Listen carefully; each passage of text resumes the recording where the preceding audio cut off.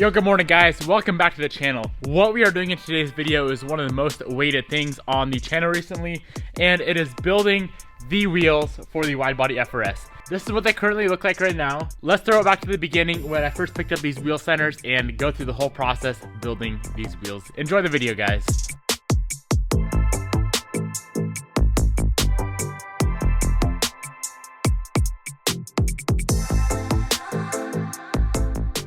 So this right here, this crusty ass wheel center, the wheel disc, is what we are starting with. When I originally picked these wheel centers up, they had purple powder coating on them. I found a local company. If you're local to Spokane, the company is called Limitless Coatings. I'll throw their Instagram on the screen. Go hit them up if you need any powder coating work done and you don't want to do it at home yourself. So they got these stripped for me. Now it is my turn to get these from this crusty ass wheel center to the final finished product you guys just saw. It is a pretty long process, so let's get started. First things first, it is a 2-stage sandblast job. We're going to be using some green sand. It is 60 grit with a very, very low pressure, about 40 to 50 PSI, somewhere in that range. The reason for the low pressure, it's not gonna take a whole lot to get the rest of the powder coating off of here. You don't want a high pressure because when we go to do that final brushed look, you don't want a bunch of pitting from the sand. And then as soon as we get done with the first sandblast job, we're gonna throw in some glass bead, and it's the smaller version. It's like $40 or $50 for a bag. It is a bit more expensive. It's gonna put kind of like a shine to the wheel and be much easier to brush.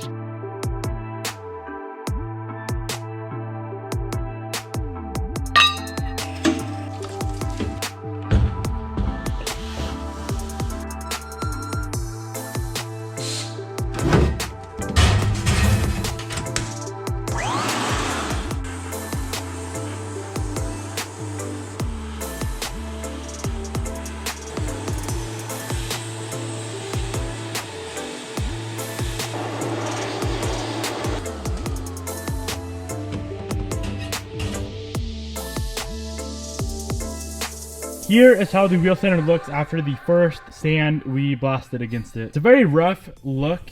It did not pit the metal too bad. But let's go ahead and swap out the sand we have in there for the glass bead. It's really gonna shine this thing up and allow us to brush the surface much quicker than if we were just to brush this right here.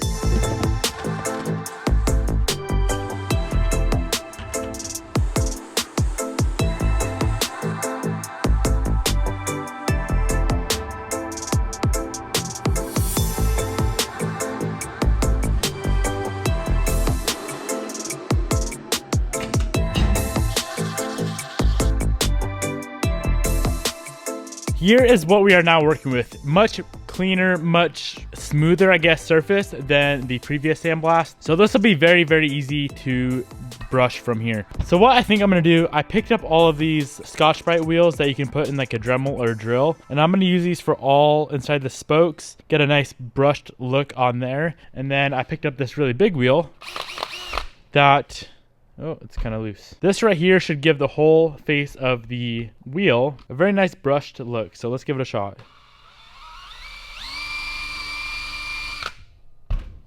Oh yes. See that right there? That is exactly what I am going for. I think I'm gonna do it inside the spokes first, inside all these bolt holes, inside down here. We'll be using the red one. I think that's considered a medium Scotch-Brite. That'll fit nicely down in there, and then we can go over the whole face of it with this big wheel, and we should be finished.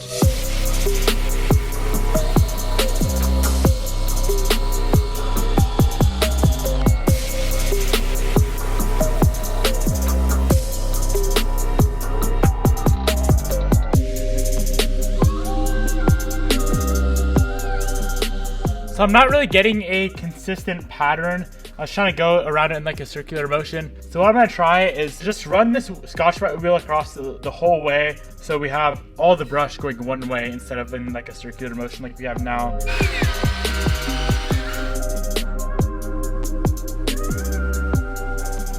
Well guys, here is the finished product. I am very, very happy with how it came out. So that crusty piece of crap right there is what we started with. That's what it looks like after. The next thing we need to do with this wheel build is finish up the lips and the barrels. The inner barrels I'm not so worried about, but these outer lips we need to get brushed. I'm going for that same look that we have on the center. So what I'm actually gonna do is bolt together a lip, a barrel, and the center so we have a complete wheel. I'm gonna jack the car up, put it on the right rear, start the car up, throw it in probably second gear so the wheel spins. It'll kind of act as a lathe so I can use some Scotch-Brite, get these lips cleaned up, and then I'll end up finishing them off completely with this Scotch-Brite wheel right here, the same way we finished off the centers. In all honesty, it should be the same process that we did the centers. We can just skip the sandblasting though because they are already raw aluminum.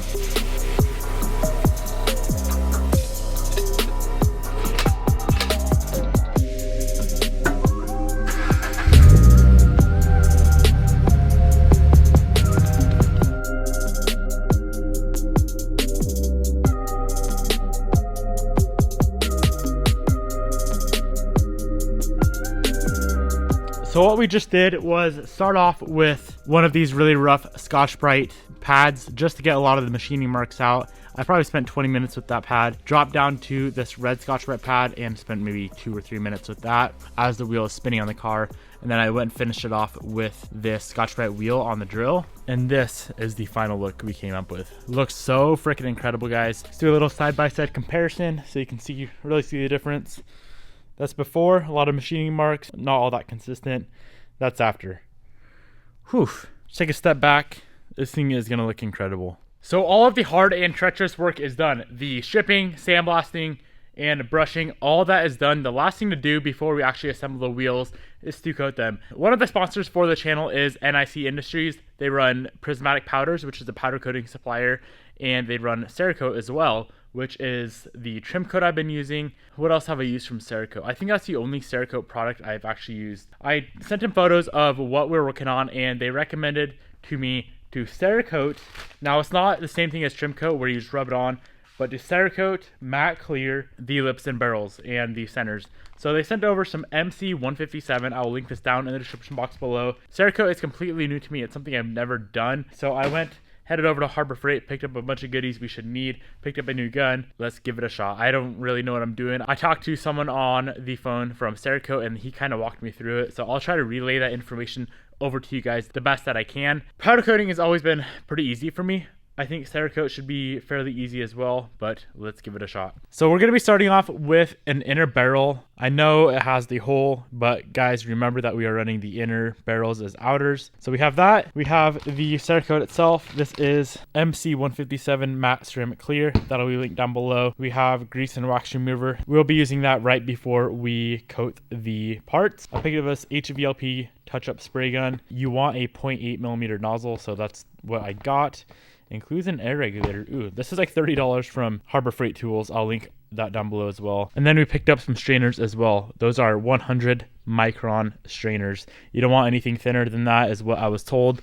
So this is everything we're going to be using, guys. I hope we have all the right tools and necessities. So I'll briefly explain my thought process on how this is going to go down. I'm going to grab the inner barrel first. The reason I'm doing that first is because you can't really see it. I would rather practice on that. I'll wipe it down with grease and wax remover with new lint-free cloths, and then we can spray it off with compressed air. After that, we should be able to move right on to coating the wheel with the Cerakote out of the HVLP gun. They mentioned that you want it around 30 to 35 PSI, so that's what I'll be shooting for, and then about 4 to 5 inches away from the part that you're Cerakoting. And once again, I don't really know what I'm doing, but we can figure it out. We've figured out everything else out on the channel together, so we can figure this out as well. Please wear gloves. Please wear a respirator. You don't want the stuff on your hands, and you definitely don't want your hands, your oily hands, on the part you're coating.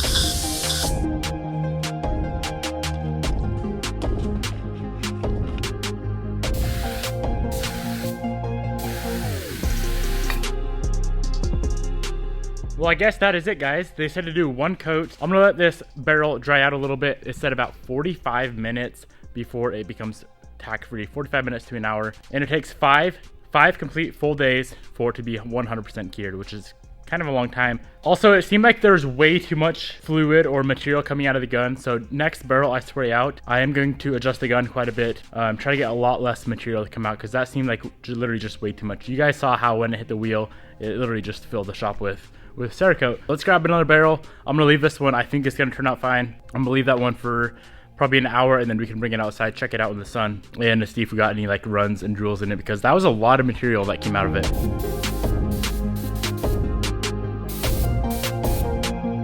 That looks a lot better.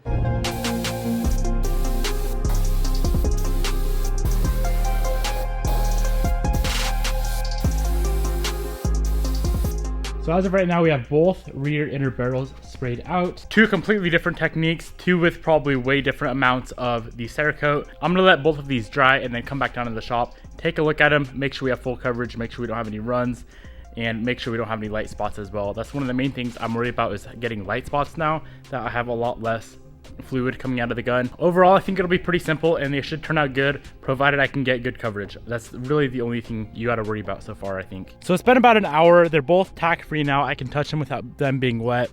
They both honestly look really, really good. I am very satisfied with how these things turned out. We have two more barrels we can practice on, and then we can move on to the lips. And then obviously the last and most important thing we're gonna do are the wheel centers.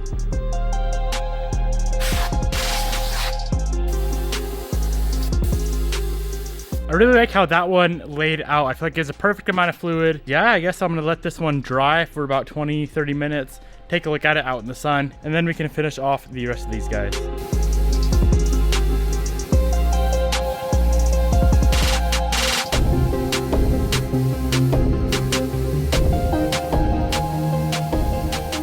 So right now we have all four of the barrels done and then one lip done. That one we just did is a front lip. And as you saw, I did like an up and down motion instead of kind of trying to start at the bottom, do the whole bottom, the middle, and then the top. I feel like the up and down motion, so starting at the bottom, you guys just saw what I did. Yeah, I don't need to explain it. But yeah, I feel like that way was a much more effective approach, just because you can really see what you've done and what you didn't, because you're going in just like a line around the whole wheel. So I'm gonna do that same exact thing with the other three lips, and then we can move on to the hard part, which is the discs.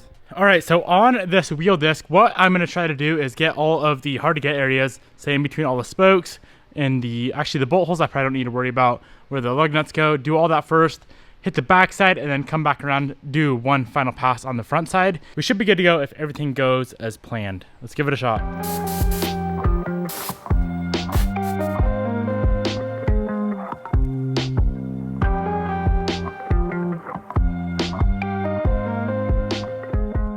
So we just finished up spraying out the very last wheel disc. Looks absolutely amazing. Over here we have all of the other lips and barrels and the discs. I'm freaking hyped. All right guys, here is the scoop. After 1 hour, they become tack free, so you can move them around a little bit, be careful with them. 24 hours, they're ready to handle, meaning you can either ship them out if they're for a customer. In our case, we could probably very gently start putting the wheels together. After 5 full days, they are 100% fully cured, ready to use. So it works out perfect for me. It is currently July 3rd, July 4th is tomorrow. I'll be gone all weekend. It's currently Wednesday, so I'll be back Monday. Monday will be 5 full days, and we can get the wheels fully assembled, get them all sealed up, and get tires mounted onto the wheels, and not worry about damaging the Cerakote we just put on these wheels. All right, well, I am back from July 4th shenanigans. We have all of the wheel stuff right here, plenty dry and ready to start assembling. The process to assemble these things is pretty dang simple to do. Grab a wheel disc, throw it in the lip, set the center and lip on top of a barrel, throw the 30 bolts in. They are 8mm. Throw the nuts on. I forget what they torque down to. I want to say it's 12 foot-pounds, but when we get to that point, that stage, I'll go and figure out what exactly they torque down to. After they're fully assembled, we need to seal them. The sealant we are going to be using to seal these things up is GE metal, 100% silicone, 100% waterproof as well. Sealant, I'll link this down in the description box below. Without further ado, let's get to building some wheels. So this is a 7.5-inch inner barrel. We are running the inners as outers, as you guys know. And then this guy right here is a 4-inch outer. We are running as the inner. So this is the rear setup, totaling 11.5 inches wide. The center, they are front and rear specific. The fronts have more clearance for the Brembo calipers. We got the whole assembly kind of together. Time to start throwing in some bolts. But guys, look at how freaking deep that lip is. 7.5 inches. That is nuts.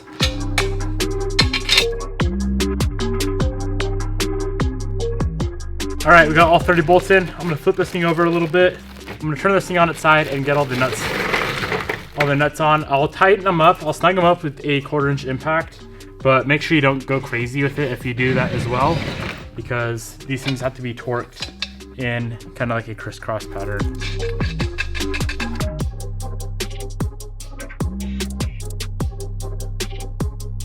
The very first wheel is fully assembled. We need to go through and torque everything down. This is where it gets kind of debatable. I've done a bunch of research online. Some people say 18 foot-pounds, some people say 25, and then anywhere in between. And also some people say use Loctite, other people say don't use Loctite. So there's no really clear answer on what to do. I did use Loctite on the VSXXs I built. On here, I'm not gonna use any. I'll be checking all the hardware after about 100 miles.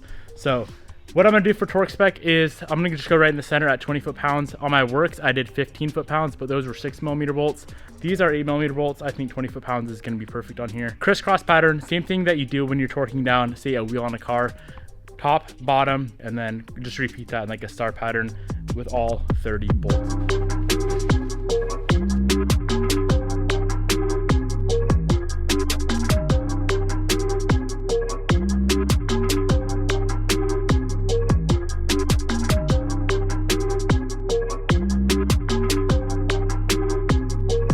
All 4 wheels are fully 100% assembled. Looking absolutely amazing. That is the front right there with I think we went with a 6-inch lip. That's a rear with a 7.5-inch lip. Last thing to do in this video is steel these things up. I'm not gonna put them on this car in this video because this video is so damn long already. So stay tuned for the next video on the channel if you guys wanna see these on the car. But let's go ahead and get these things sealed up. I'm gonna wipe the center seam down with some acetone just to get all the crap off of there. And then we're gonna be using that GE metal silicone with this caulking gun.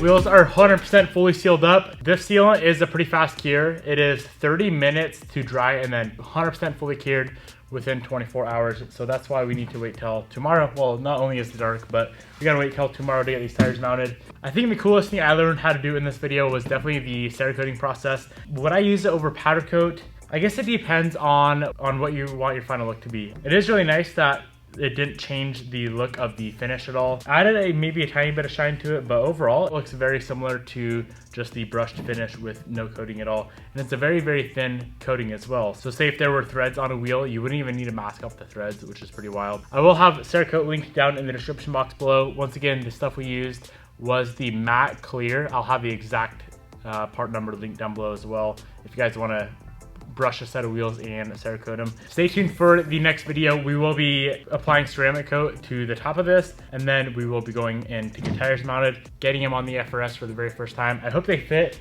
These rears measured out to be a 18 by 11.5 with a negative 70mm offset, which is freaking insane. Looking at the wheel off the car, probably won't fit, but I guess we'll see in tomorrow's video. Thank you guys so much for watching. If you have any comments or questions regarding Cerakote, drop them down in the comment section below. Peace out. I'll see you guys tomorrow.